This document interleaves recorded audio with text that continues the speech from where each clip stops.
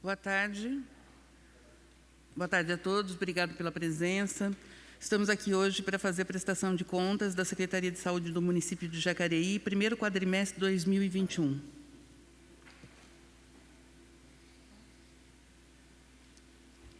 Boa tarde.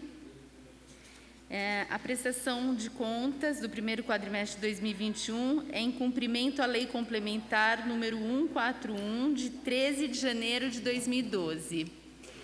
A nossa secretária de Saúde, doutora Rosana Gravena, que tomou posse em 11 de janeiro de 2021, responsável pela população, pela saúde da população de Jacareí, que totaliza 229.163 habitantes, sendo, em sua maioria, formada por mulheres, 117.509 mulheres. Os serviços públicos da rede assistencial de saúde própria, contratada e conveniada, estão divididos entre atenção básica, que compõe 14 unidades com estratégia de saúde da família, 2 unidades com estratégia de saúde da família e estratégia 12 horas, 2 unidades tradicionais com estratégia 12 horas, 7 equipes de núcleo ampliado de saúde da família, 2 equipes multidisciplinares de atenção domiciliar, 1 equipe multidisciplinar de apoio, que compõe o Melhor em Casa, 1 equipe de assistência domiciliar nível 1 e 1 equipe de consultório na rua. Entre os serviços da atenção especializada, nós temos o Serviço Integrado de Medicina, com especialidades médicas e ambulatório de saúde mental, o Centro de Especialidades Odontológicas, o CEL, o Centro de Reabilitação, Centro Oftalmológico, Centro de Imagem, Centro de Atenção Psicossocial 2, Centro de Atenção Psicossocial Álcool-Droga 24 horas, Centro de Atenção Psicossocial Infanto-Juvenil, uma residência terapêutica masculina, uma residência terapêutica feminina, o ambulatório de infectologia e laboratório municipal. Entre os serviços da atenção às urgências e emergências, temos a UPA Dr. Telmo de Almeida Cruz, a UPA do Parque Meia Lua, Santa Casa de Misericórdia com pronto-socorro geral, Hospital São Francisco com pronto atendimento obstétrico, Hospital de Campanha, que faz o pronto atendimento Covid, e SAMU. Entre os equipamentos da atenção hospitalar, temos a Santa Casa de Misericórdia, que faz a retaguarda das unidades de pronto atendimento, com cirurgias eletivas, UTI adulto e clínica médica adulto e infantil. O Hospital São Francisco, que tem a maternidade de baixo e alto risco, UTI pediátrica e neonatal, UTI adulto, oncologia e nefrologia. Hospital de Campanha com clínica médica Covid, compõe a atenção hospitalar. A vigilância à saúde, temos a vigilância sanitária, epidemiológica, ambiental e de zoonoses. Entre os serviços contratados e conveniados, temos a Sociedade Beneficente Caminhos de Damasco, Hospital Francisca Júlia, Laboratório CIPAX, exames de ressonância magnética pela MDI, Plane, Andresa Cristino Pinto, Centro de Reabilitação e Fisioterapia, FGN, Fisioterapia, Hospital São Francisco de Assis e Santa Casa de Jacareí, com a prestação de serviço hospitalar e ambulatorial, o CEPAC e a Associação Paulista para o Desenvolvimento, Gestão e Operacionalização do SIM. No município, nós fechamos o primeiro quadrimestre de 2021 com 413 leitos hospitalares, havendo um aumento de 30 leitos entre 2020 e 2021, em função dos leitos do Hospital de Campanha. Entre os leitos hospitalares complementares do SUS, nós temos no Hospital São Francisco 34 leitos, com 20 na UTI e 10 na UCI neonatal, mais 4 leitos na unidade de terapia intensiva COVID. Santa Casa de Jacareí, 20 leitos, sendo 8 UTIs e 12 terapia intensiva COVID. No hospital de campanha, temos 10 leitos de suporte ventilatório. Dando um destaque às produções de serviços, começaremos pelas consultas médicas. No primeiro quadrimestre de 2021, tivemos uma redução de 21% nas consultas das unidades básicas, dando destaque para as unidades onde nós temos a estratégia de saúde da família, em função da saída de 10 profissionais em março do programa Mais Médicos, fim de credenciamento e aposentadorias. Na atenção especializada, fechamos o primeiro quadrimestre com 53.245 consultas e o destaque vai para um aumento dos atendimentos no SIM, na especialidade médica, e no CAPS 2.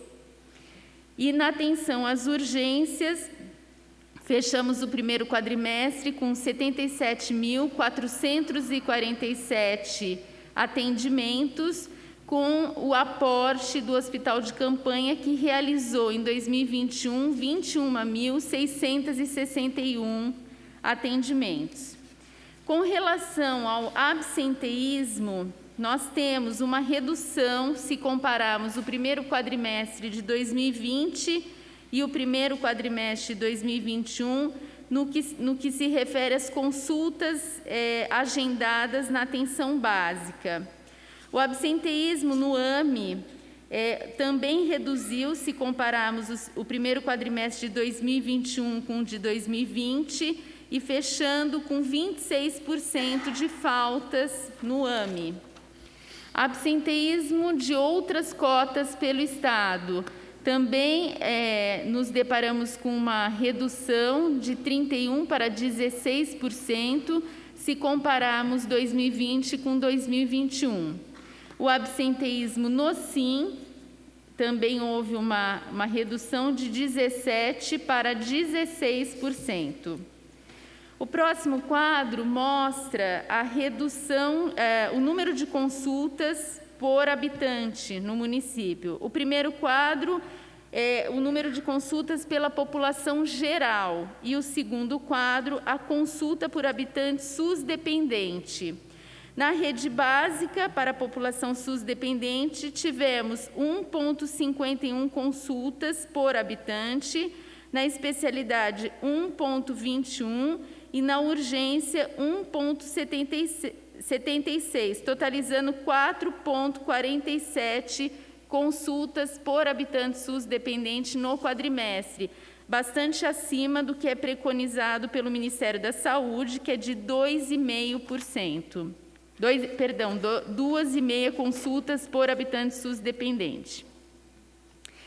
O próximo quadro mostra as especialidades de consultas de primeira vez agendadas com encaminhamentos gerados no primeiro quadrimestre de 2021, ou seja, sem demanda reprimida. Gostaria de dar destaque para a especialidade de psiquiatria, angiologia vascular, ortopedia e nefropediatria, que eram demandas que havia um grande número de pacientes aguardando e atualmente não se apresentam com demanda reprimida. Especialidades de primeira vez com demanda reprimida para agendamento no primeiro quadrimestre. O destaque será dado à gastroenterologia pediátrica, profissional em fase de contratação, alergologia, profissional já contratado, e cardiologia, que a Secretaria de Saúde está fazendo uma revisão de metas. Com relação aos exames agendados com solicitações geradas no primeiro quadrimestre, o destaque vai para a tomografia com e sem contraste e sob sedação, e toda a linha de cuidado de oncologia, ultrassonografia mamária bilateral, mamografia e radiografia. Próximo quadro mostra os exames com demanda reprimida para agendamento no primeiro quadrimestre. Nós temos eletroneuromiografia. É importante destacar que nós iniciamos o atendimento para esses exames no SIM e no AME, e a ressonância magnética, que houve um aumento no número de vagas, como uma tentativa de superar essa situação. No que se refere ao atendimento odontológico, o primeiro quadro mostra que fechamos o primeiro quadrimestre de 2021 com 14.184 consultas odontológicas realizadas, com uma discreta diminuição, uma diminuição, né, se compararmos com 2020, e isso se deve em função das medidas adotadas e definidas pelo próprio Conselho Federal de Odontologia com relação à biossegurança, visto que o atendimento odontológico dispersa uma série de aerossóis, a gente teve que reduzir o número de atendimentos por hora. Com relação ao número de procedimentos, fechamos o primeiro quadrimestre de 2021 com 32.036 procedimentos realizados em odontologia. O próximo quadro mostra o número de tratamentos completados. Fechamos o primeiro quadrimestre com 1.243 atendimentos completados, 1.551 atendimentos no bebê clínica, que é o trabalho de prevenção odontológica feita com crianças menores de 2 anos, dando um reforço aí, se compararmos 2020 com 2021, pois os atendimentos foram fortalecidos. E gostaria de dar um destaque que a campanha de prevenção do câncer bucal se iniciou agora em maio, então não entrou na prestação do primeiro quadrimestre. Escovação supervisionada, como todas as escolas se encontram fechadas, não foi feito esse trabalho coletivo, essa ação coletiva nos equipamentos da educação. Com relação às faltas, o absenteísmo na odontologia, o próximo quadro, por favor, nós tivemos no primeiro quadrimestre de 2021, 23% de faltas, se compararmos as consultas agendadas e realizadas. E na especialidade, fechamos o primeiro quadrimestre com 22%, mostrando aí a redução se comparado com o primeiro quadrimestre de 2020. Quando observamos a atuação de outros profissionais de nível superior, não médicos e não dentistas da rede, nós tivemos um incremento bastante considerável nos atendimentos, especialmente pela equipe de enfermagem, né? Um salto de 146.660 no primeiro quadrimestre de 2020 para 369.844 atendimentos no primeiro quadrimestre de 2021. O mesmo acontece, um aumento no número nos atendimentos de fisioterapia, fonoaudiologia, nutricionista e psicólogos. E finalizamos o primeiro quadrimestre de 2021 com 396.492 atendimentos. Primeiro quadrimestre, no que se refere à fisioterapia contratada, fechamos o primeiro quadrimestre com 19.857 atendimentos realizados, sessões de fisioterapia no ano de 2021. Próximo quadro mostra a atuação, a assistência promovida pela equipe do Programa Melhor em Casa. Então, nós tivemos em 2021, primeiro quadrimestre de 2021, 130 pacientes acompanhados pela equipe do Programa Melhor em Casa. E esses atendimentos, né, de vários núcleos de conhecimento, aí, fisioterapia, fonoaudiologia, nutrição, psicologia e assistência social, eles acontecem à medida que o munícipe demanda. É importante a gente dar destaque para a elevação no número de altas desses pacientes acompanhados, saltando de 12 altas em 2020 para 30 altas em 2021. Ainda, o próximo quadro do programa Melhor em Casa vai mostrar a média de atendimentos de consultas domiciliares realizada por pacientes acompanhados. Então, consulta médica no quadrimestre, cada munícipe acompanhado pelo programa Melhor em Casa recebeu, em média, 3 consultas médicas no quadrimestre, 2,8 da enfermeira, 4,3 da fisioterapeuta, 3,4 da fonoaudióloga, 4 da nutricionista, 5,3 da psicóloga. Odontologia não houve porque a dentista se aposentou, e 4 da assistente social. Fechando o primeiro quadrimestre de 2021 com 15,5 atendimentos, a média de atendimentos.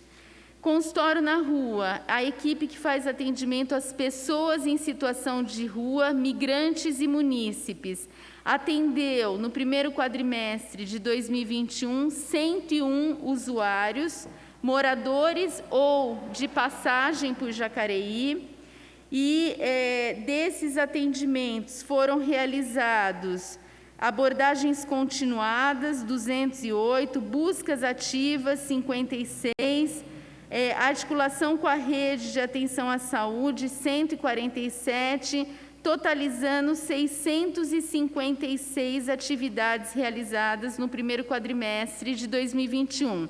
Tivemos uma redução, era esperada, porque nós tivemos que diminuir a atuação da equipe, enxugar, porque parte da equipe foi deslocada para a campanha de vacinação, tá? Atendimentos e visitas domiciliares na atenção básica. Nós tivemos, entre médicos, dentista, equipe de enfermagem e agente comunitário de saúde, fechamos o primeiro quadrimestre de 2021 com 108.194 atendimentos ou visitas domiciliares. A gente usa esses termos distintos porque atendimento é do profissional de nível superior, visita é um termo exclusivamente do agente comunitário de saúde. Então, da mesma forma, todas essas equipes que estão no território fazendo acompanhamento, atendimento domiciliar, eles foram mobilizados para a campanha de vacinação. Então, houve uma discreta redução aí. Alguns exames, nós temos análises clínicas, tivemos um aumento considerável de 435.944 exames realizados, se compararmos com o primeiro quadrimestre de 2020, que foi de 384.662 exames, e fechamos o primeiro quadrimestre de 2021 com 443.539 exames realizados, revelando um aumento com relação a 2020. Os exames de imagem, laringoscopia, ressonância magnética, raio-x, ultrassom, mamografia, tomografia e cintilografia. Fechamos o primeiro quadrimestre de 2021 com 38.150 exames realizados, também demonstrando um aumento se comparado com o primeiro quadrimestre de 2020. Com relação aos procedimentos especializados, nós temos as cirurgias ambulatoriais especializadas.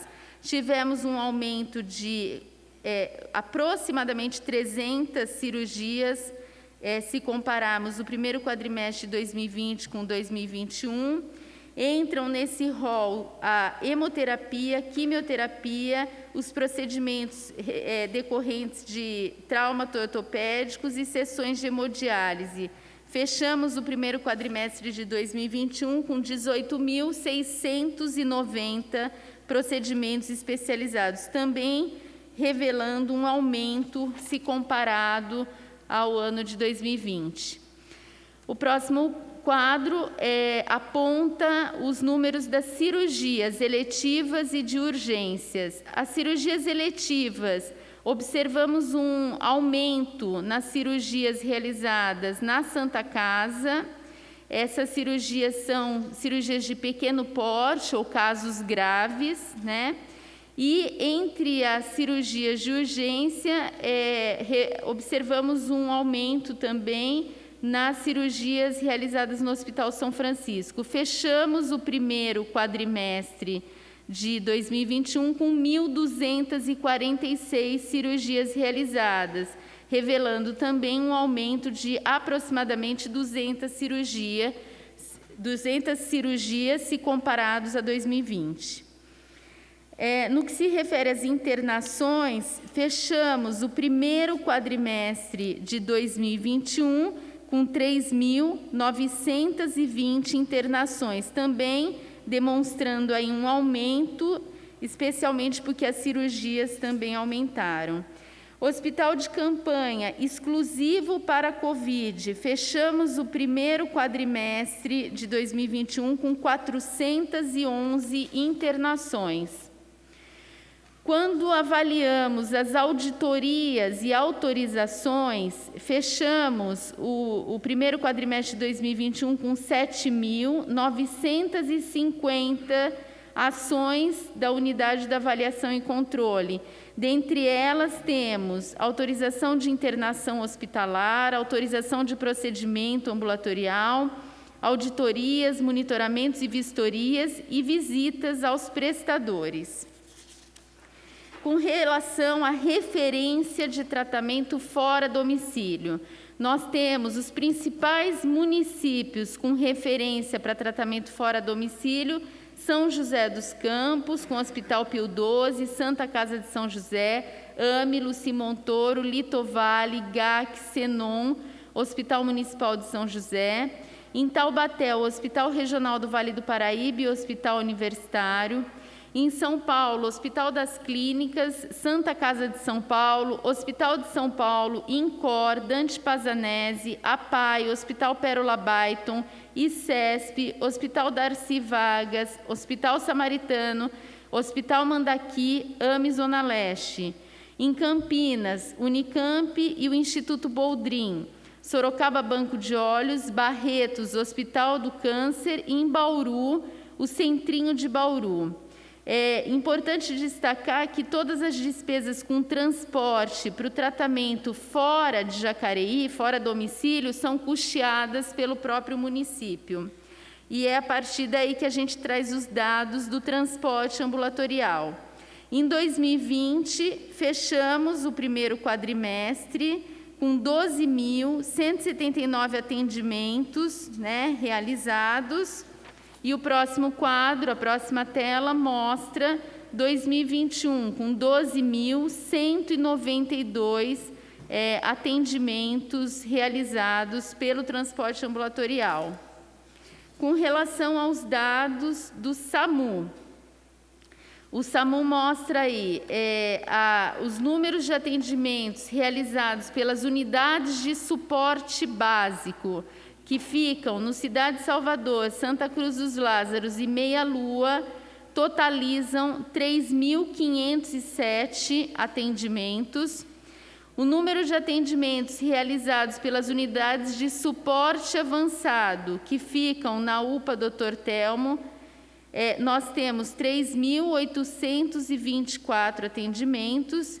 E o número de chamadas total regional, fechamos o primeiro quadrimestre de 2021 com 29.489 chamadas. Dentre elas, estão incluídas chamadas por engano, para pedido de informação, chamadas falsas. E o número de chamadas atendidas pelo telefone 192, 52.404 atendimentos. Ainda, com outros dados do SAMU, o tempo que trazem indicadores de qualidade, o tempo médio de resposta entre a chamada telefônica e a chegada ao local de ocorrência. fechamos o primeiro quadrimestre de 2021 com 23 minutos para que esse processo ocorra. O tempo médio de transporte até a unidade de referência, 11 minutos. E o tempo médio de resposta entre a solicitação telefônica de atendimento e o retorno da equipe para a base, 1 hora e 14 minutos. É importante destacar que, dentre as demandas atendidas, a principal demanda é por atendimento clínico, totalizando 70,29%. O próximo quadro vai mostrar alguns dados referentes à ouvidoria no município. Fechamos o primeiro quadrimestre de 2021 com 1.156 atendimentos realizados pela ouvidoria em 4 meses, mostrando aí um aumento, né, com relação a 2020, e muito se justifica pela saída dos médicos do programa Mais Médicos, que trouxe um impacto importante para o município, tanto é que os vereadores aprovaram por unanimidade, e eu agradeço por isso, a lei complementar, né, a lei que aprova a contratação dos generalistas. Exames, 249, mas nós tivemos uma redução bastante significativa com relação às demandas, às reclamações por medicamento, né, das farmácias, de 114 para 59 num período de 4 meses. Vigilância à saúde. Vamos começar pela vigilância sanitária. Nós tivemos aí, com relação às vistorias realizadas pela vigilância sanitária, um aumento de 94% das atividades realizadas, ou seja, de 827 vistorias realizadas, nós fechamos o primeiro quadrimestre de 2021 com 1.607 vistorias. E gostaria de dar destaque para aqueles estabelecimentos com foco de interesse no Covid. Então, nós tivemos um aumento no comércio de alimentos, nas farmácias e drogarias, nas atividades de educação física, academias, nas ILPIs, que é a Instituição de Longa Permanência, nos laboratórios, revelando aí esse incremento importante para a gente fazer o monitoramento e a fiscalização efetiva com relação à Covid. Ainda sobre a vigilância sanitária, foram emitidos 172 licenças de funcionamento, revelando também um aumento de 29% no número de emissões de licenças, se comparados a 2020. E, com relação a outros atendimentos, como coleta para análise de água, análise de laudos de água, abertura de processo administrativo sanitário, análise de projeto arquitetônico e atividades educativas e atendimentos a reclamações, nós tivemos aí 1.839 atividades.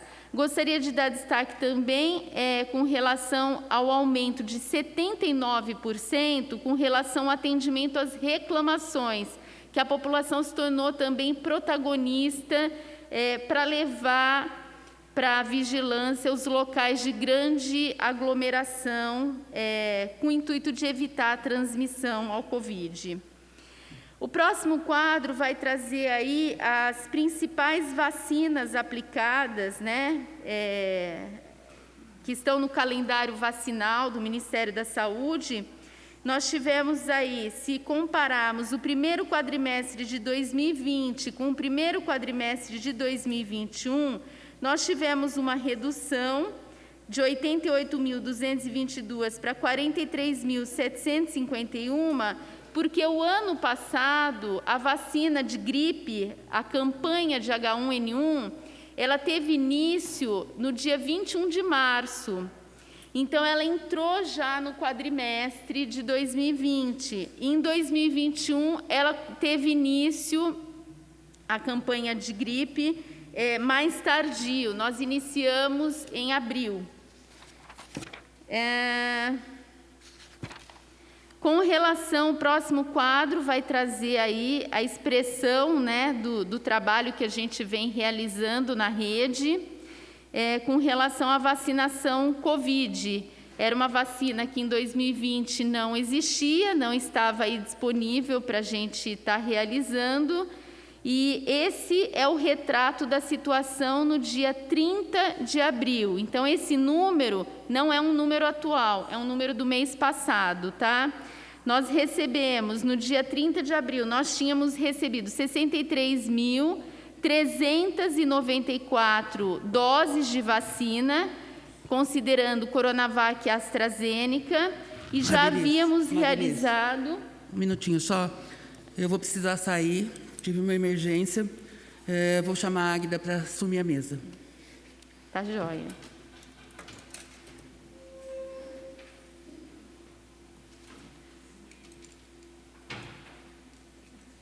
Peço licença, então, para continuar, doutora. 60.439 vacinas aplicadas até o dia 30 de abril, tá? Então, esse número aí, ele já está desatualizado, porque hoje nós estamos no dia 24, né, de maio, quase um mês aí à frente. Vigilância epidemiológica, importante a gente avaliar o número de nascimentos, né? Nós tivemos no primeiro quadrimestre de 2021, 784 crianças que nasceram por parto vaginal e cesáreo, ou um deles que está não informado. Destes nascimentos, nós tivemos 81,4%, são gestantes que receberam 7 ou mais consultas de pré-natal. Apenas 14% tiveram entre 4 e 6 consultas de pré-natal e 4,4% tiveram até 3 consultas de pré-natal. Então, isso nos revela que a assistência ao pré-natal está bem, porque a nossa meta é pelo menos 7 consultas por gestação, né? Com relação ao sexo, né? Tivemos em 2021 400 meninos, 383 meninas e um que não consta no registro, totalizando 784 nascidos, né, no primeiro quadrimestre de 2021. É importante a gente verificar que nós tivemos uma redução de 19% nos nascimentos, se compararmos com o ano de 2020. E é importante destacar também que 89,5% dos bebês nasceram com pelo menos 2,5 kg, que é o que a gente deseja para que a criança tenha condições plenas ao desenvolvimento.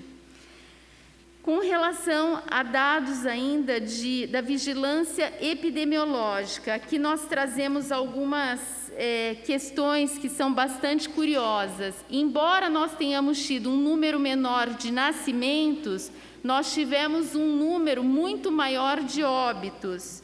Se compararmos o primeiro quadrimestre de 2021 com 746 óbitos, e 2020, com 446 óbitos, nós tivemos um aumento de 67% nos óbitos. E esse aumento ele está principalmente no primeiro item aí das causas, né? Doenças infecciosas e parasitárias, que é onde entram os óbitos por Covid. Agora, um destaque que nós gostaríamos de dar é que quando a gente tem sintomas e sinais e achados por causas mal definidas, nós tivemos uma redução, mostrando o trabalho da vigilância epidemiológica na investigação dos óbitos. O próximo quadro mostra os números da mortalidade infantil. Fechamos o primeiro quadrimestre de 2021, com 10,2 de taxa de mortalidade, com uma redução com relação a 2020. O próximo quadro vai mostrar os agravos de notificação compulsória. Importante a gente destacar que, entre as notificações para a vigilância epidemiológica, nós tivemos um aumento de casos notificados de 3.590% de notificações. 2020 tínhamos, no primeiro quadrimestre, 837 notificações compulsórias e, primeiro quadrimestre de 2021, 30.054 notificações.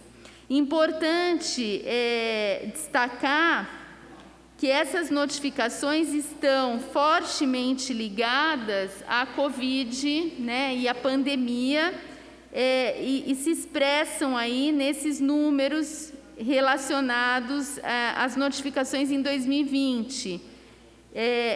Partimos de 188 para 29.133 notificações, quando se trata de influenza e Covid-19. No que tange às ações da vigilância ambiental, gostaria de destacar as atividades relacionadas aos imóveis vistoriados para o controle do Aedes aegypti. Tivemos um aumento de 60% nas vistorias. E isso mostra, isso se expressa, né, o resultado desse trabalho nas notificações de dengue. Nós fortalecemos as ações de prevenção à dengue e, consequentemente, as notificações ficaram diminuídas. Por quê? Porque o trabalho educativo e preventivo foi feito no momento que essas vistorias aconteceram. A vigilância de zoonoses, as atividades, amostras recolhidas e encaminhadas para a vigilância da raiva, amostras de outras zoonoses, observações de animais agressores, vistorias de investigação de zoonoses, imóveis, áreas vistoriadas, demandas do CIAP, GPRO e PI. Nós fechamos o primeiro quadrimestre com 814. Embora tenha sido um número menor se comparado com 2020, é importante a gente verificar que as vistorias de investigação de zoonose tiveram um aumento em função da busca ativa realizada pela vigilância também. Fechamos 2021 com 352 cães e gatos vacinados contra a raiva, um número com aumento se comparado a 2020. Com relação à assistência farmacêutica, primeiro quadrimestre de 2021, fechamos com 10.200 pacientes assistidos a mais, se compararmos com 2020, totalizando 308.638 dispensações de medicamentos em 2021. Com relação a pacientes assistidos com insulina Lantus, fechamos 2021 com 344 pacientes assistidos e um total de 1.185 dispensações. Agora, falando um pouquinho sobre as ações educativas realizadas pela própria Secretaria de Saúde.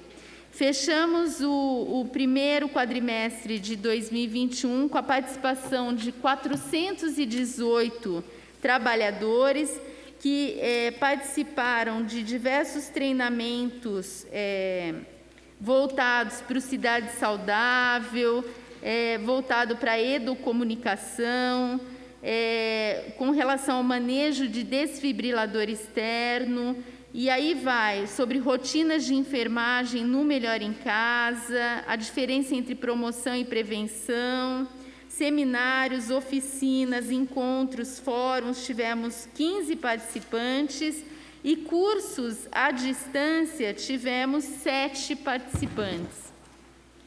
Com relação às ordens judiciais, nós temos aí demandas que são do próprio município, do Estado, demandas não contempladas pelo SUS, demandas que o município cumpriu para o Estado e demandas que o Estado assumiu.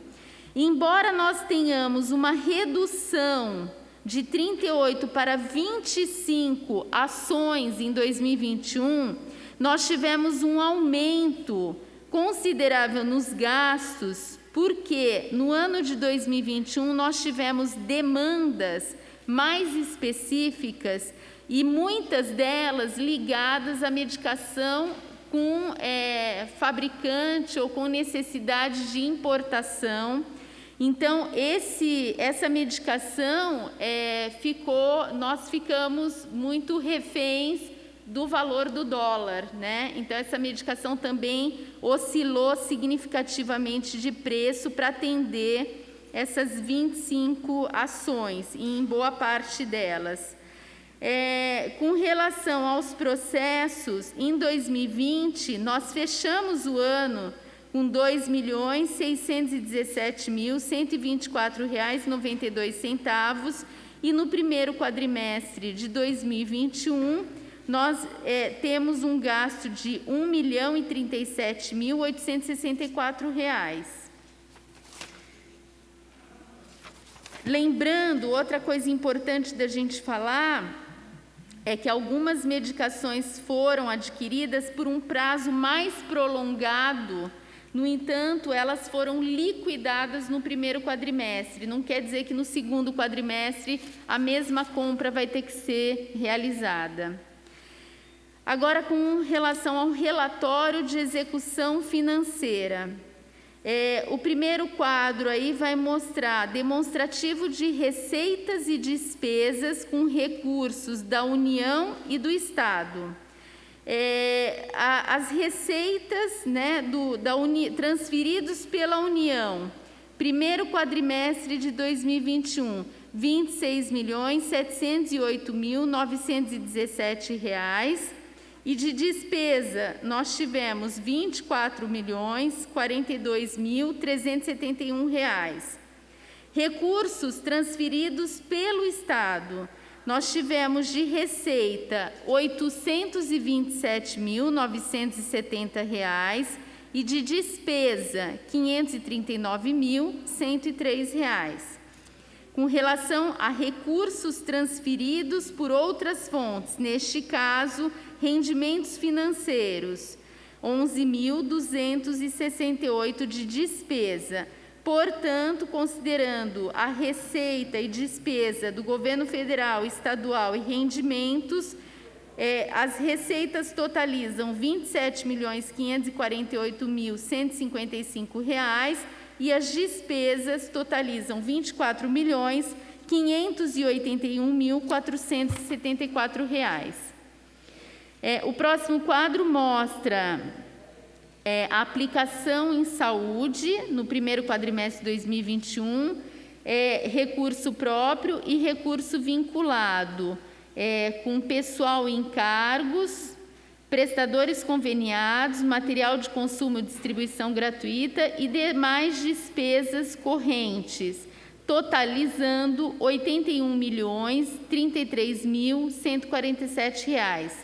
E despesas de capital e investimento, no que se refere a obras e instalações, fechamos entre recurso próprio e vinculado R$ 220.614.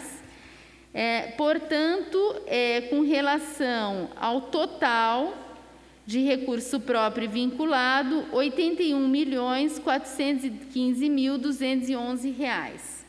O próximo quadro mostra a aplicação em saúde com relação aos impostos. Arrecadamos R$ 241.962.056. O mínimo de recursos próprios aplicáveis é de 15%, No entanto, o valor liquidado foi de R$ 56.833.737, o que dá 23,49%. O próximo quadro mostra as despesas com a pandemia Covid. Recursos transferidos pela União. Tivemos uma receita de R$ 672 mil e uma despesa de R$ 2.590.330.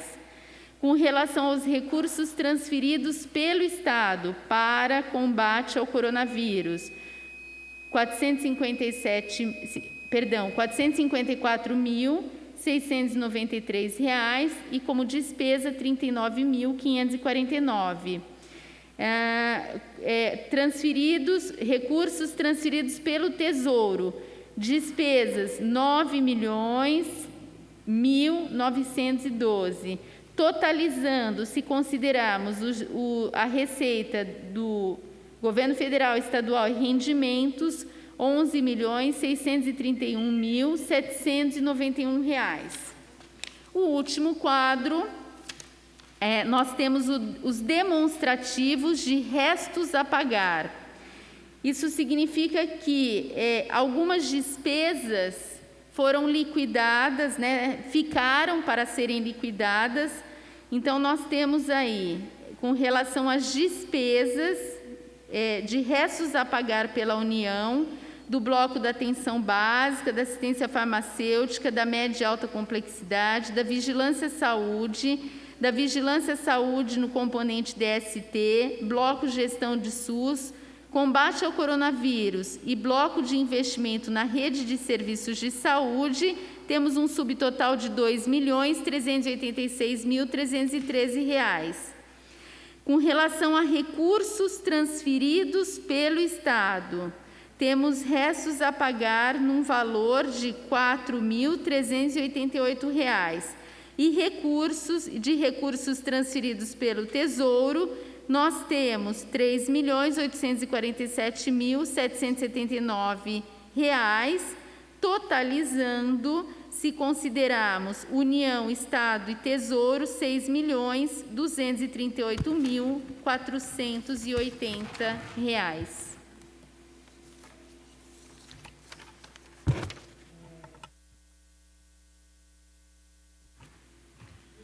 Oi, agora tá. Gente, boa tarde, eu já tinha cumprimentado todo mundo, né? Essa é a prestação, isso foi a nossa produção. Eu quero ressaltar aqui que a nossa equipe ainda se mantém muito comprometida em tentar fazer o melhor possível, que ninguém imaginava que a gente ia passar pelo que nós estamos passando esse ano.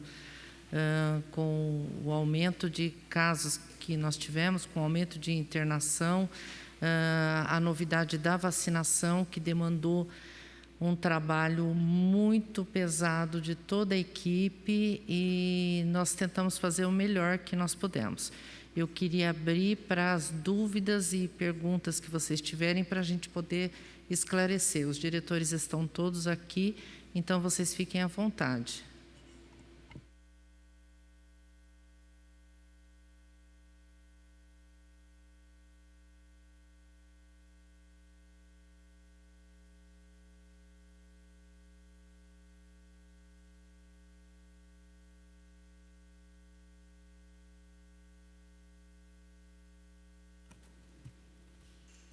Boa tarde, Águida. Tudo bom? Tudo jóia?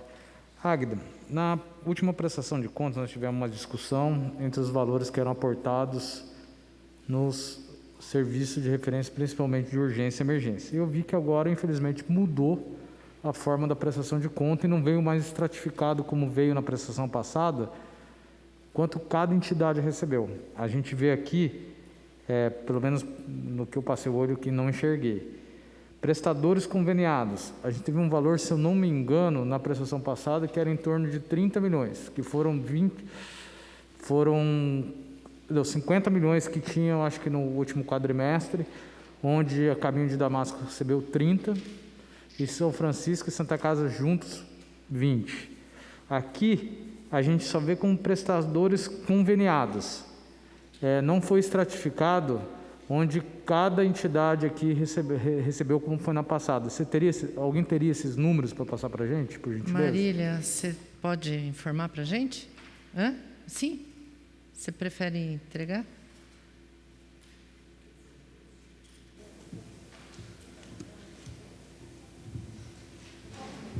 Claro. Você quer falar ali, Não?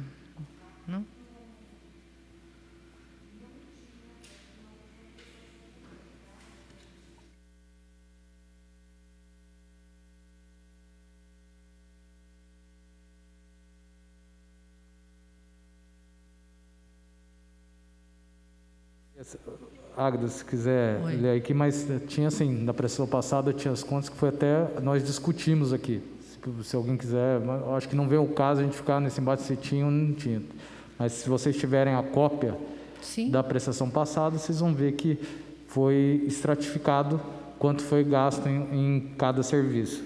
A gente pode, inclusive, encaminhar para vocês a planilha aberta, encaminhamos por e-mail e a gente pode anexar. Outra pergunta, até para a gente tentar entender aí do gasto dos funcionamentos das unidades de saúde. A gente percebeu ali uma queda nesse quadrimestre, se não me engano os números que estão aqui, caiu em torno aí de 20 mil atendimentos, não foi isso? De 86 para 64, mais ou menos, eu acho que na hora que passou. Eu queria saber qual o impacto disso em economia, se realmente houve alguma economia no gasto com o custeio dessas unidades de saúde. Menos atendimento, a tendência é que tivesse um gasto menor, se isso realmente ocorreu. Você está se referindo à unidade básica? A unidade básica como um todo. Eu acho que se você pegar aqui o número de atendimentos, você vai ver, conforme a Marília falou, que caiu de 86 para 64, eu acho que foi, ou 66. Caiu de 80.478 para 66.484. E se vocês olharem na estratificação de onde teve uma redução mais acentuada, de 13 mil consultas, foi na rede básica, onde tem estratégia de saúde da família. E isso decorre pela saída dos médicos do programa Mais Médicos. Se você perguntar se houve economia, o maior gasto que a gente tem com esse RH, o maior recurso é do governo federal, porque é ele que paga a bolsa, né? Essa bolsa de estudo não passa pelo município, é uma negociação, é um pagamento direto do governo federal para o médico, né? O município arca com despesa de auxílio alimentação no valor de R$ 550 por profissional. Então, multiplique isso por 10, dá 5.500, né, de economia, certo, Marília? E aqueles que vieram de outros municípios ou outros estados, que não é a maioria, é um grupo que comprova. Nós temos médicos que vieram de Santa Catarina, médico que veio de outro município do país, ele recebe um auxílio moradia no valor de R$ 1.500. Confere, Marília, Priscila. A minha pergunta, entendo perfeitamente isso, mas a gente sabe que nem sempre o maior gasto você tem a economia, ou economia entre aspas, o gasto que você deixa de ter é só com o RH do médico. Às vezes você deixou de gerar exame, você deixou de zerar, se as pessoas não são atendidas, elas não são medicadas, você não tem custo com a medicação, você tem vários custos que são indiretos. Sim, em relação ao atendimento. Não, isso é uma dúvida, é dúvida mesmo. Se no global houve alguma economia, mesmo com essa diminuição das consultas? Na rede básica, pouco. Então, por isso, então a gente precisa entender que talvez o mais caro, às vezes a gente tem uma ideia errada, que o mais caro não é colocar o médico.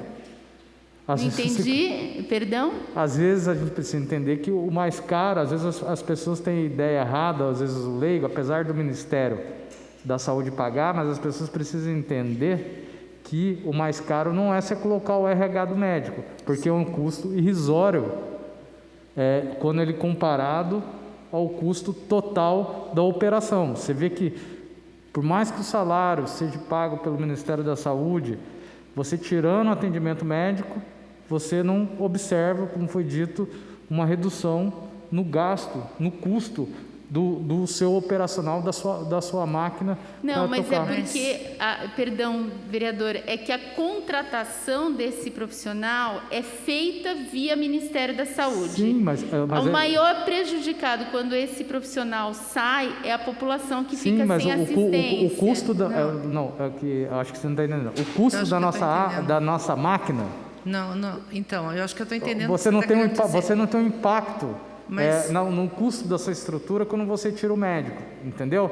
Você continua com aquele custo e tendo quase 20 mil a menos de consulta por... Você continua com esse custo porque há um subsídio do governo federal. A partir do momento que o governo federal não assume o que é responsabilidade dele, normalmente quem tem que assumir é o município, né? Visto que é tripartite, as responsabilidades são partilhadas aí. Acho que a Águida entendeu o que eu quis dizer. Eu acho que eu entendi o que ele quis dizer. É o seguinte, mesmo diminuindo essas consultas, no montante não houve uma economia na Secretaria de Saúde. Por quê? A gente já tinha as demandas da especialidade, eu posso até ter entrado uma menor quantidade de paciente para a fila das especialidades e, em contrapartida, os pacientes da oncologia, os nascimentos do Hospital São Francisco e as emergências com a UTI, que demanda muito, principalmente a UTI, demanda um gasto absurdo. Então, no nível a máquina eu tô falando como um até todo no nível da enxugou. atenção básica. Você tem um custo que é para você manter essa estrutura. Sim. E com ou sem médico, você vai ter. O que eu estou querendo dizer é que você precisa mensurar, por exemplo, que às vezes que é errado, como você falou, mas a gente tem que fazer. A gente tem que bancar a inoperância do governo federal. Porque vale a pena você perder 30 mil consultas, colocar isso ou 20 mil consultas que seja, num quadrimestre, por causa de esperar não ter o custo de X número de médicos? É essa a conta que a gente precisa fazer. Sim. Eu acho que é interessante a gente colocar e deixar esclarecido que essa redução e essa saída dos profissionais não estava na governabilidade do governo, né, da gestão municipal resolver, até porque foi uma saída súbita.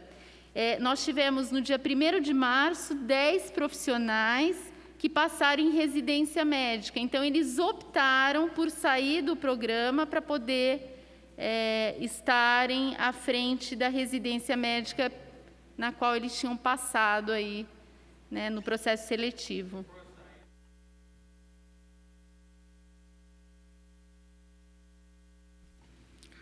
Mais alguma colocação, vereador Rodrigo? Não?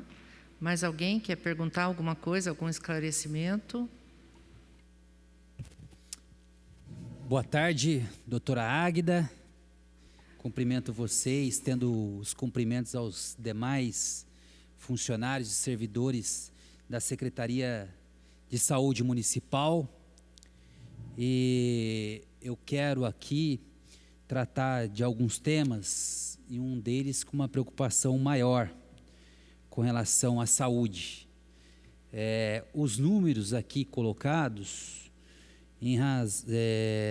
no que diz respeito à vacinação, e eu vou destacar aqui uma que me preocupa: a vacinação do H1N1. Né? A gente acompanha aqui pelo gráfico que foi fornecido da Vigilância Sanitária, que no primeiro quadrimestre de 2020, 48.449 pessoas receberam a vacina, ao passo que em 2021, no seu primeiro quadrimestre, apenas 7.793 pessoas receberam a vacina. É óbvio, né, que nós estamos priorizando a aplicação da vacina contra o Covid. Esse deve ser o foco da Secretaria. No entanto, eu quero sugerir à Secretaria de Saúde que a gente possa ter ações mais concretas nesse sentido, como havia no passado recente. Né? Eu acho que nós precisamos fortalecer essa política de aplicação, porque a gente esquece, né, que a gripe, quando evoluída, ela também pode tirar a vida das pessoas, né? E esse é um esquecimento não só, né, pelas circunstâncias que a gente está vivendo, mas pelas pessoas estar tão preocupadas com o Covid, outros aspectos da saúde vão ficando para trás. Então, a primeira pergunta que eu faço é: esse decréscimo de aplicação de vacinas, o que justifica?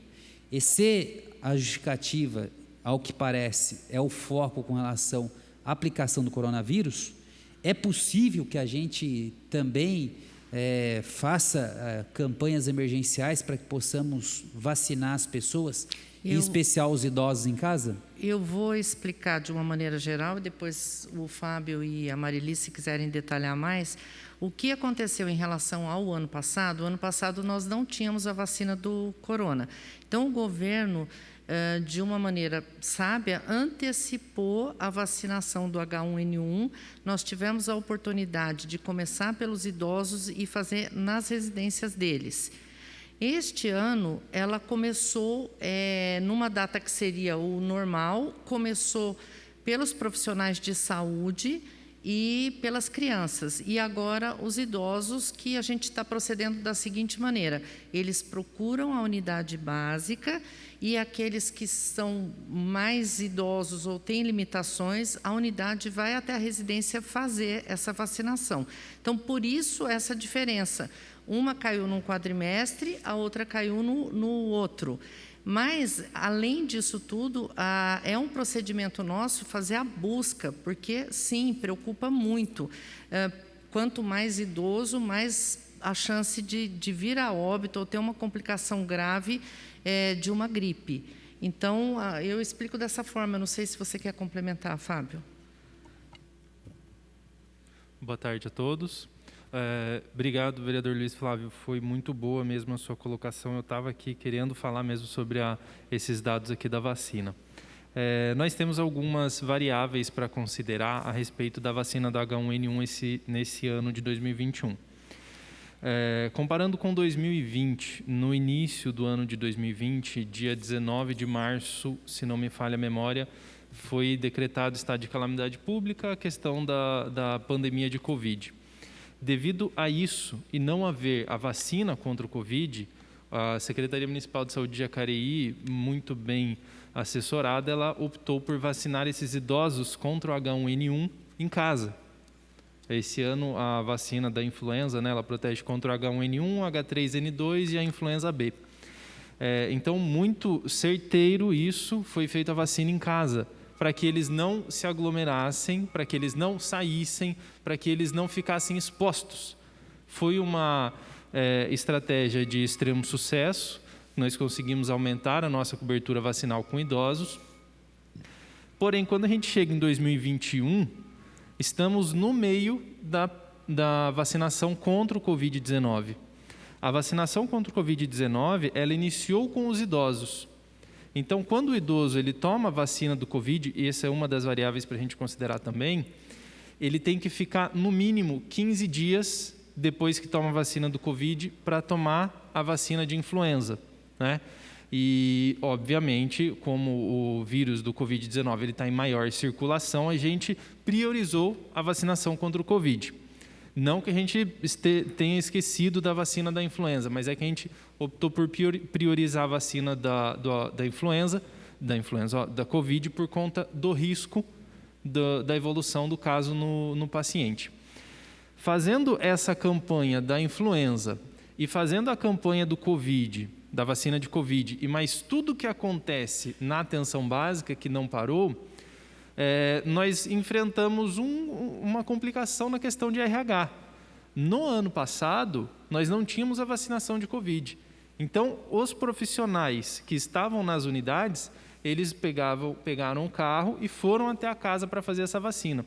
Hoje, nós temos a vacina de influenza na UBS, mas tudo que tem na UBS acontecendo, e a vacinação de Covid nos pontos externos, que foi uma estratégia nossa também, fazer esses pontos externos, para que não houvesse aglomeração nas UBSs, né? Então, essas variáveis, essas diferenças é que pesam. O governo federal também, quando ele iniciou a campanha de influenza nesse ano, ele não iniciou pelos idosos, ele iniciou pelos trabalhadores de saúde. Se a gente for analisar aqui os dados de vacina do primeiro quadrimestre de 2021, 7.793 chega próximo ao número de profissionais de saúde que nós temos. Então, a gente consegue enxergar ali uma correlação desses dados. É muito boa essa sua indicação de fazer a vacinação casa a casa desses idosos. Eu convido os meus pares a gente conversar depois sobre isso, mas não é tão viável nesse momento, porque o nosso RH está empenhado na vacinação contra o Covid. Então, fazer a vacinação desses idosos casa a casa vai despender um tamanho de RH que provavelmente a gente não vai dar conta. Perfeito, eu acho a sua explicação perfeita, mas assim, eu quero sugerir, né? Eu sou conhecido aqui o vereador por sempre estar acompanhando, né, as questões, e me cabe o papel aqui muitas vezes de cobrar, né? E cobrar sempre tendo como objetivo a cidade melhorar, a gente atingir o interesse público, né? E eu gostaria nessa questão, né, de fazer uma seguinte reflexão. Hoje, as pessoas se assustam quando precisam se dirigir a um equipamento de saúde.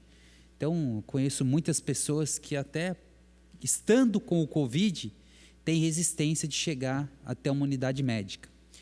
Então, me parece, né, e não tenho pesquisa para dizer se isso é ou não é a questão, mas o que a gente mais ouve é esse receio que os idosos têm de ir até o UBS com medo de contrair o Covid.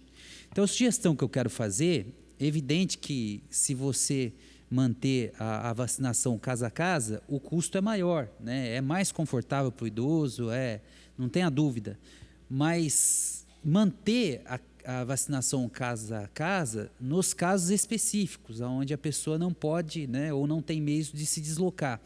Agora, já se pensou em dividir essa cidade em 4 regiões e fazer mutirões de vacinação em equipamentos diversos dos que atendem à saúde, né? Vamos pegar aqui um exemplo, né? Vamos pegar aqui o São Silvestre, por exemplo. Lá tem uma quadra, tem um local que é propício para fazer vacinação, né? Vamos pegar a região do Esperança, né? Outros equipamentos que têm essa possibilidade de fazer essa vacinação. Então, não sei se vocês irão tratar desse tema, é um tema que eu ia sugerir, inclusive, ao prefeito, para fazer esses mutirões de aplicação da H1N1 fora dos equipamentos médicos, né? Porque hoje as pessoas estão com muito receio de chegar até uma unidade de saúde por conta do medo em contrair o coronavírus. Então, eu deixo aqui como sugestão, né, para que a gente pudesse, né, pensar nessa hipótese, fazer regionalmente esses mutirões, porque eu acho que estando mais próximo e não sendo em locais de saúde, e aí, Agda, eu acho que é muito importante que às vezes faz tanta propaganda na televisão, né? E essas propagandas é que realmente a Constituição prevê campanhas educativas, conscientização das pessoas. E aí eu acho que a Secretaria de Saúde poderia verificar com a Secretaria de Comunicação para fazer essa divulgação, né? Que essas vacinas estão disponíveis, que a gente precisa também vacinar contra H1N1, porque de fato hoje é natural que isso aconteça. O coronavírus toma a pauta de qualquer jornal, né? Mas eu acho que cabe ao poder público, por seus próprios meios, também fazer esse tipo de propaganda, porque a gente, de fato, né, as pessoas não estão se atentando para essa vacinação do H1N1. A doutora Rosana fez algumas matérias, a gente fez algumas publicações, mas é muito bem-vinda a sua sugestão, e eu acho que vale o investimento para ter a adesão da população mais idosa, que é o nosso principal foco no caso. Muito obrigada. Ótimo. Eu tenho mais alguns pontos aqui a tratar. Com relação a UBS do Jardim Flórida, né? Essa UBS, ela, salvo engano, a prefeitura adquiriu um prédio, né, ali acho que é na Rua Montana do Jardim Flórida, e um prédio que ele estaria sendo destinado para a UBS da região do Flórida, Vila Ita, Terras da Conceição e toda aquela região. Eu posso estar equivocado, mas me lembro que essa aquisição se deu em 2018 ou no início de 2019. E essa UBS, ela é muito importante para a região, porque vocês sabem mais do que eu, que os moradores acabam se deslocando até o Terras de São João, né, para fazer o atendimento, com exceção daqueles que são realizados ali mesmo na Unidade de Saúde e Família do Jardim Emília. E é uma UBS que a gente fala lá em Minas, fica fora de mão, porque não tem trajeto de ônibus diretamente que chegue ao Terras de São João. Eu, em 2019, cheguei a propor uma emenda impositiva, porque me animei, né, com esse projeto, por conta de que aquela região precisa mesmo de uma UBS bem mais estruturada. E eu encaminhei em emendas impositivas o valor de R$135 mil, não é? Insuficiente para dotar aquele equipamento dos móveis necessários, dos equipamentos necessários, insuficiente.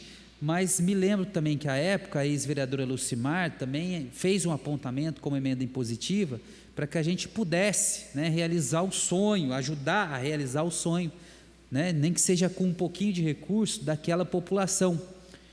E eu tenho andado na região e, assim, a pergunta é, né, quando que a UBS definitivamente sairá do papel, né, que as pessoas mais me perguntam naquela região. Você fala?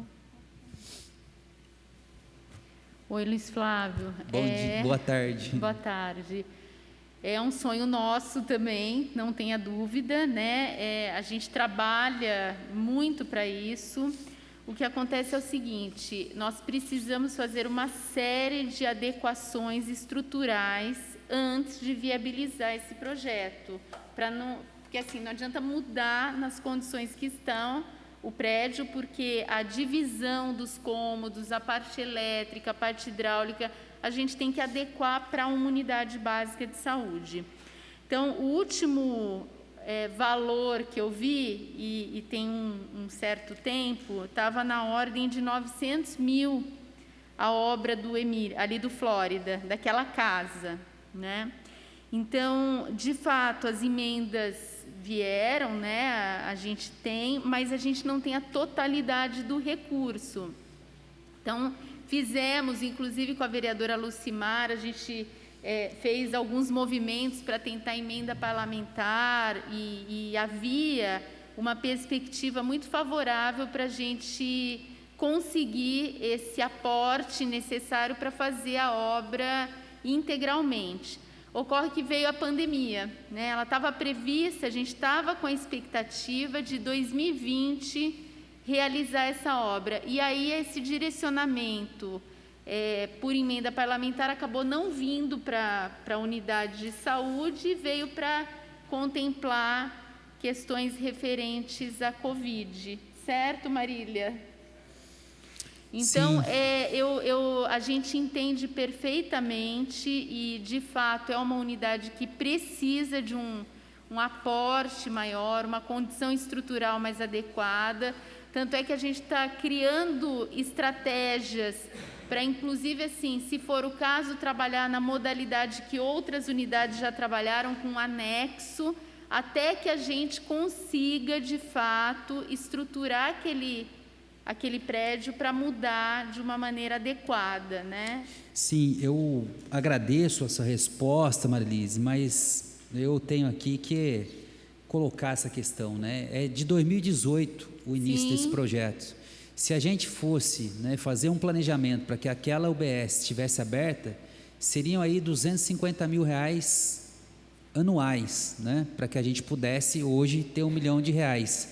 Então, acho que nós precisamos ter um foco maior naquela UBS, porque, de fato, ali é uma região que precisa muito, ela está crescendo muito, os bairros ali estão crescendo de forma bastante acelerada, né? É um bairro que agora sofre o processo também de verticalização, isso aumenta mais a população.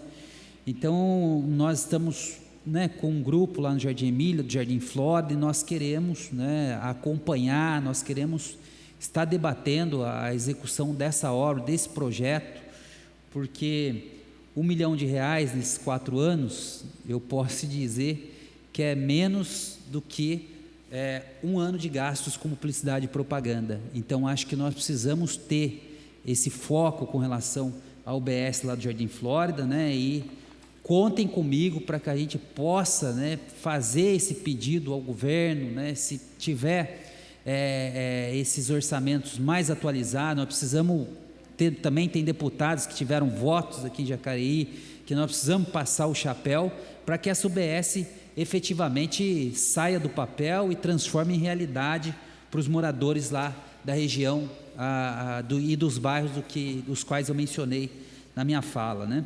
Eu quero tratar do último ponto, que é com relação às emendas impositivas, né? E na última prestação de contas já tinha colocado essa questão do Hospital São Francisco e Santa Casa, né? Nós estamos com bastante ênfase nisso, porque são emendas que são até pretéritas à pandemia, e aí nós precisamos, né, que tenha um posicionamento mais concreto. Eu estive conversando com a chefe de gabinete, a Patrícia Giuliani, né, mas eu queria aqui deixar esse pedido para vocês, né, que essas emendas cheguem ao Hospital São Francisco, as emendas que a gente indicou aqui com relação à Santa Casa cheguem, né, porque esse é o nosso papel aqui. A gente não faz emenda para fazer canteiro, para fazer adornos, né, mas faz emendas para que elas cheguem a essas entidades de saúde que possam fazer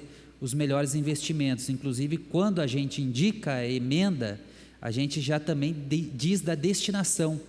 Então, são projetos importantes que essas entidades de saúde têm para executar e que fizeram planejamento e que pensaram, sonharam a realização desses projetos com base nessas emendas, que, como o próprio nome sugere, são impositivas. Então, o governo está obrigado a aplicar.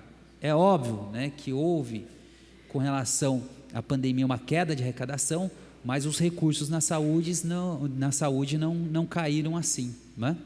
Eu faço aqui novamente, né, esse pedido para que essas emendas cheguem, em especial ao Hospital São Francisco e também à Santa Casa. Nós fizemos algumas reuniões em relação à emenda. Vou pedir para a Célia Regina se ela pode dar uma atualizada para nós e como está em relação a isso. E realmente, nas reuniões que a gente tem com vocês, a gente sente uma parceria muito grande, porque a gente discute as nossas necessidades e vocês compreendem e acabam atendendo dentro do que a saúde realmente precisa. Ô Celinha, você pode falar para nós? Boa tarde, senhores vereadores. Boa noite já, né?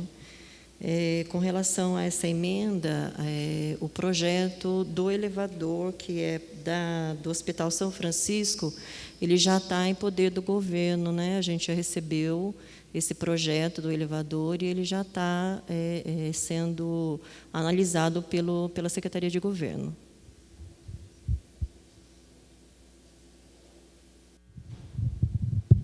Deixa eu só complementar a informação.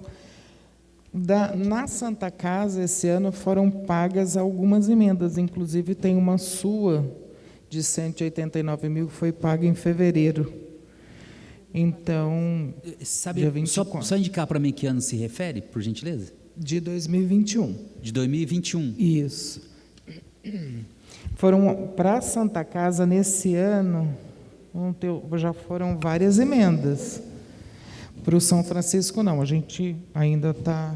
O São Francisco ainda nenhuma foi, né? Não, ainda não. E tem previsão? A gente espera que ainda, agora no primeiro semestre. Primeiro semestre. A gente chegou a ver, existe, até eu vi com a Elisete, fui checar uma informação que eu tive, de algumas emendas recebidas, só que não eram emendas. tinham feito uma confusão, a gente até fez uma reunião no governo, e que entraram numa conta que seria para emenda, mas como entrou dinheiro de custeio. Até eu pedi o extrato dessas contas e tal, depois o seu Paulo viu que estava equivocado mesmo, a Patrícia veio até aqui dizer que já tinha saído esse dinheiro, então vamos checar direitinho, para a gente não passar uma informação desencontrada. E aqui quero até pedir desculpa e dizer que a senhora tinha razão. O que é certo é certo. Na prestação de contas passada, realmente não veio estratificado para o prestador. A gente perguntou na hora que foi quando começou aquelas indagações de quando cada um recebeu. Eu sugiro que na próxima venha até para a gente balizar melhor, aí, se puder anotar essa sugestão, Águida. E daí já perguntar se vocês sabem, diminuiu cerca de 3, 4 milhões para prestador conveniado do último quadrimestre do ano passado para esse. Vocês sabem o que foi diminuído?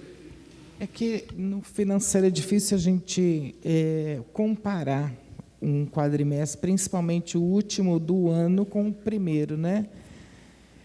Não sei te responder assim de pronto, 4 milhões, o que seria? Aonde você não tem ideia de onde... É porque não tem no quadrimestre passado. Esse quadrinho que você me deu, até passaram, até para a gente entender o que entra como prestador, mas eu acho que ordens judiciais aqui não entra, exames não, mas é porque a soma dos... Pode ver que tem pessoal, encargos... Não, então, até para a gente estratificar o que são considerados os prestadores, entendeu? Porque aqui tem uma lista, Milclean... são os maiores conveniados, despesas, né? Então, prestadores conveniados. A gente entendia aqui que seria Santa Casa, São Francisco e as entidades controladas pelo Caminho de Damasco. Não sei se SPDM também está entrando nessa conta aqui. Do sim, até para a gente estratificar e conseguir entender e às vezes até não fazer uma análise injusta. Entendi. Só para... Pode terminar. Desculpa, você ia falar? Não, eu vou incluir na próxima prestação, então, essa planilha, que são as maiores despesas, até para a gente poder mensurar melhor, né? Vou incluir, sim. Tá. A minha última pergunta, agora definitivamente, é com relação... a gente percebe que até antes da pandemia havia um aumento muito grande com relação às doenças psicossomáticas, ansiedade, depressão, né? Isso vem crescendo muito fortemente. Não sei se vem crescendo muito fortemente ou antes a gente não tinha diagnóstico, não sei dizer o que ocorre, né? Mas o fato é que eu fiz um pedido de informação e estava levando, em média, vocês podem me corrigir se eu estiver errado, 4 meses para consulta de psiquiatria, não é? E é muito tempo. Uma pessoa que sofre de depressão, que sofre de transtorno de ansiedade generalizada, é tempo demais, né? Eu queria também deixar aqui esse pedido, doutora Águida, com relação a isso. Nós precisamos ter uma atenção mais forte agora ainda, porque muitas pessoas vão também ter esse diagnóstico de ansiedade, de depressão, por conta dos efeitos que a pandemia está causando, né? Em especial nas pessoas idosas, que estão perdendo o contato com as pessoas, que não têm mais o trato diário com a família. Então, me parece, ainda mais, e eu me incluo nessa, né? A gente não tem muito o trato aí com a internet, nós precisamos de estar com as pessoas, de estar presencialmente, e isso nesse momento está ficando cada vez mais difícil. Eu tenho visto aqui pelo meu Instagram, pelo meu WhatsApp, né, dos grupos que eu participo, me parece que uma nova onda começa a criar corpo, né? A gente está vendo aqui muita gente falando sobre contaminação. Alguns municípios, inclusive no interior de São Paulo, já decretaram lockdown novamente, e tende a essas pessoas ter mais propensão a ter esse diagnóstico. Então, assim, a Secretaria pensa, né, em ampliar ainda mais os equipamentos que a gente tem, ainda mais o número de psicólogos da rede, porque me parece que nós, nos últimos anos, nós cobramos muito as especialidades, né, com relação à cardiologia, com relação a outras especialidades, diferentemente das doenças dos psiquiatras e também psicólogos, né? Nós precisamos também ter uma atenção muito grande no número de profissionais que cuidam dessas doenças, né? Então, eu quero aqui deixar esse pedido, né, para que a gente pense muito nisso, sobre as sequelas que essa pandemia vai deixar no campo emocional, né? A gente já começa a ver que esse número vai aumentar muito, e aí nós precisamos pensar, né, na frente e verificar qual é a possibilidade de aumentar também, de uma forma exponencial, o número desses profissionais que atendem a nossa rede municipal de saúde. Enfim, a última pergunta, muito obrigado pelas respostas e boa sorte. O que eu queria falar para você é o seguinte: a nossa equipe sempre teve um olhar muito especial para a parte do emocional das pessoas. Isso para nós é muito importante. E a gente vê, inclusive, no corpo dos nossos servidores, o quanto que essa pandemia afetou. E o nosso povo, nós somos todos muito afetivos, a gente é um povo que abraça. Então, só desse afastamento, já há uma mudança de comportamento e isso já afeta. E, junto com isso, vem o medo de pegar ou se contaminar e, além disso, aquelas pessoas que perderam entes queridos, que deixou de ser uma coisa da televisão e aí chegou no vizinho e daqui a pouco chegou dentro da minha casa. Quando quando estavam abaixando os casos, a gente, em sala de situação, já vínhamos discutindo a questão do pós-Covid, né? Era um sonho. Então, a gente imaginava que a gente poderia fazer um trabalho tanto da parte física quanto da parte da cabeça, psicossomática dessas pessoas.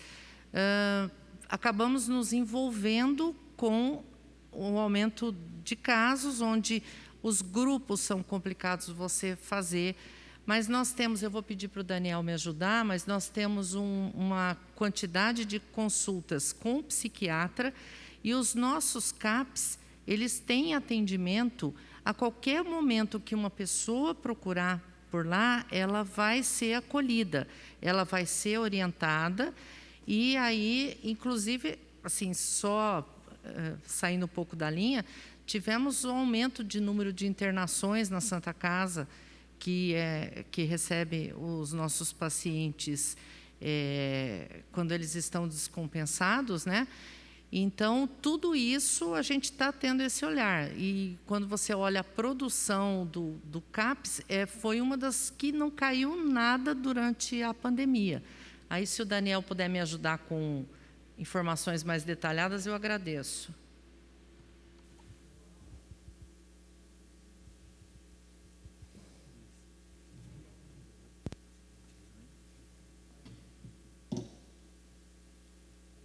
Alô? Alô? Agora foi. Boa noite, nobres vereadores. Flávio, agradeço pela colocação, muito pertinente nesse momento que a gente está vivendo. Gostaria até de remeter um pouquinho à prestação de contas, né? Os CAPs, eles são portas abertas, são sistemas de acolhimento portas abertas. Então, todo munícipe que precisar de um apoio, um aconselhamento, um acolhimento, para até identificar o que está acontecendo com essa pessoa, ele pode acessar o CAPS 2, que foi entregue recentemente, devidamente reformado ali no Jardim Paulistano, já voltaram a atender na unidade reformada, com equipe disposta para esse acolhimento. Quando a gente fala de pessoas que acabam utilizando algum psicoativo, seja ele álcool ou drogas, ele pode fazer também o acolhimento no CAPS AD, ali na Avenida Major Acácio. Ou, muitas vezes, a gente tem mães com crianças em sofrimento mental, que pode procurar também o CAPS IJ, ali ao lado da secretaria. Se a gente vem para a prestação de contas, no ano de 2020, a gente pega o quadrimestre, em abril, até abril de 2020, sendo que a pandemia foi decretada ali dia 19 de março, né, Fábio, mais ou menos, a gente tinha um atendimento do CAPS 2 por volta de 835, vamos dizer assim, consultas, né, acolhimentos, por psiquiatras. Essa quantidade subiu para 1.390, ou seja, 67% a mais. Além disso, se vocês pegarem a prestação de contas de 2019, vocês vão perceber que a psiquiatria adulto estava ali no quadrinho de agendamento pós-quadrimestre, né? Ou seja, demorava mais do que 4 meses para agendar. Hoje a psiquiatria é agendada no quadrimestre. Pode ser até 4 meses estar agendando. Lembrando que os casos prioritários são avaliados e antecipados, né? Mas a psiquiatria, ela permanece, então, no agendamento no quadrimestre, ou seja, os pedidos originados no quadrimestre são agendados no quadrimestre. Isso demonstra o quê? Que a gente tem, sim, investido na saúde mental, né? Principalmente nesse momento de pandemia. Todos que precisam de um apoio podem, sim, procurar ou um acolhimento numa unidade básica de saúde, que Jacareí é um município que oferta o atendimento psicológico em todas as unidades básicas de saúde, diferente de outros municípios, e também os casos mais graves ou que precisam de um acolhimento um pouco mais qualificado, podem sim acessar os CAPs. Tá? Lembrando que casos mais graves, agudos, que necessitam de uma intervenção imediata, através do SAMU, a Santa Casa é a nossa retaguarda para esses casos, né? Às vezes, paciente com ideação suicida, entre outras situações que precisam ser contidos, o acesso é via Santa Casa. Então, a gente tem trabalhado muito, né, para estabelecer uma rede resolutiva em saúde mental. Existem alguns projetos, inclusive no plano de governo, a gente tem lá a meta de, nos próximos 4 anos, ampliar o CAPS 2 para a região leste, visto que o CAPS 2 hoje, ele abrange todo o município, mas fica sediado ali na região oeste, né? Então, é um grande ganho se a gente conseguir, e estamos trabalhando para isso, efetivar até um segundo CAPS 2, né? Que é para atenção à saúde mental grave adulto, né? Não sei se eu consegui responder. Está respondido. Só queria também trazer uma sugestão, porque a gente sabe que esses casos graves que chegam é quando a pessoa já chegou, né, no estopim, né, para a pessoa ter tentativa de suicídio, né, para a pessoa com síndrome de pânico, é que a gente sabe que chegou no final da curva, né? E essas doenças, infelizmente, né, são tratadas com preconceito. Então, para a pessoa chegar até o CAPS, para a pessoa ir até um psiquiatra, ir até um psicólogo, isso ela só vai, muitas vezes, quando já, né, está quando encheu o balde, né, que os psicólogos falam, né, muito isso. Encheu o balde, aí ela procura. Eu não sei, é Daniel, né? Me perdoa? Isso. Daniel. Mas o que a gente viu também durante a pandemia é que aumentou muito as consultas, né, via consulta virtual, né? Então, tem muita gente que sofre de síndrome de pânico, de transtorno de ansiedade generalizada, de depressão, que sofre em casa, que sofre sozinho, né? Porque a depressão, naturalmente, ela cria na pessoa o desejo de se isolar. Então, não sei se talvez também a Secretaria poderia pensar nisso, né, de evoluir nesse sentido, porque aquelas pessoas que não quebraram essa barreira ainda do preconceito, né, talvez pudessem ter acesso a esse tipo de atendimento virtual.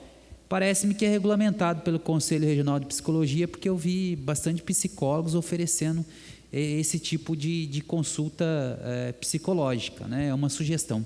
Legal. Perfeito. Perfeito, Flávio. Você vai posso falar? até isso. A gente tem um projeto, sim, né, já em andamento, na qual a gente disponibilizou, já desde o ano passado, linhas exclusivas nas unidades para os psicólogos monitorarem seus pacientes, né? Porque lá no comecinho da pandemia, a gente falava o quê? Olha, mantenha o isolamento social, fique em casa, né? A gente teve realmente que trabalhar a sociedade para ficar em casa. Não diferentemente, para não perder o acesso do psicólogo a essas pessoas que mais precisam, toda unidade hoje tem essa linha de contato com o seu psicólogo lá. E isso não é um número que a pessoa acessa diretamente, liga como se fosse um 153, não. Mas todo psicólogo que conhece o seu território e precisa acompanhar, monitorar um paciente, até para ele não agravar, ele tem esse acesso para monitoramento via telefone e, dependendo do caso, até chamar para a unidade para um acolhimento mais específico. Tá? Esse foi um projeto que a gente já tem executado desde julho do ano passado, para facilitar o monitoramento desses casos, para não agravar, porque a pessoa às vezes se tranca em casa, não quer sair e tudo mais. Lógico, esse processo funciona muito bem na estratégia de saúde da família, que muitas vezes o agente comunitário já sinaliza, né, para o psicólogo da unidade: olha, a dona Maria, o seu João, fui visitar e percebi que não está legal. Então, o psicólogo muitas vezes consegue, gradativamente, por um contato telefônico, fazer o acompanhamento, se for o caso, até uma visita domiciliar, né? Aliás, um atendimento domiciliar, porque a visita é exclusiva do agente comunitário de saúde. É um grande desafio, né? Principalmente o tratamento das pessoas que sofrem de algum transtorno mental. Porque o tratamento ele só vai ser concretizado, vai ter sucesso, se a gente trabalhar no tripé, né? Que eu costumo dizer que a unidade, ou seja, o serviço, a família e o indivíduo, né? E a saúde mental, para se tratar, muitas vezes a gente não tem o indivíduo consciente, né? Então a gente já perde um dos tripés, né? E aí é a hora que a família e a unidade precisam se unir para a gente conseguir a resolutividade no tratamento. Que daí tem uma outra situação. Quando a gente perde o apoio da família, fica só o serviço sozinho, né? E aí dificulta ainda mais o tratamento. Então, cada vez mais, se a gente fortalece o tripé no tratamento, a gente tem uma maior resolutividade nesses casos. Posso até fazer um comentário, acho que é até interessante, visto que a gente tem aí a TV Câmara. Dia 18 de maio, a gente comemorou a luta antimanicomial, né? Não sei se todos tiveram a consciência, né, de um dia ler um pouquinho como era a saúde mental alguns anos atrás, na qual muitas vezes não se tinha esse suporte do tripé e o indivíduo, perdendo o apoio do serviço, perdendo o apoio da família, era simplesmente internado no hospital psiquiátrico e ali muitos e muitos anos da sua vida eram padecidas, vamos dizer assim, né? Ficava ali sem convívio com a sociedade, marginalizado e muitas vezes em sofrimento, né? Talvez pior do que se tivesse em liberdade, né? Então fica aqui também o meu apelo para a gente levantar essa bandeira cada vez mais.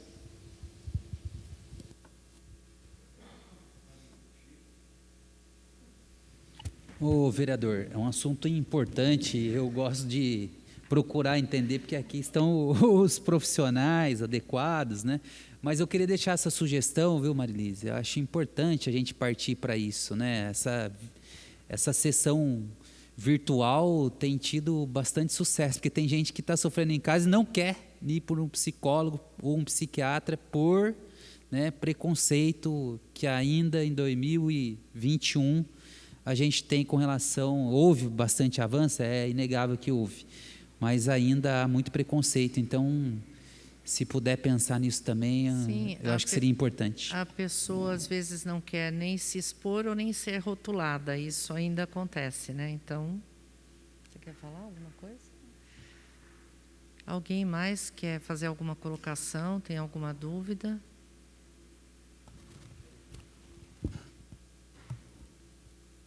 Doutora, não ia fazer a pergunta não, mas teve uma pessoa que me questionou o seguinte: quando que vai voltar à normalidade lá no Cidade de Salvador, porque está faltando médico num postinho no Cidade de Salvador e a questão lá está precária.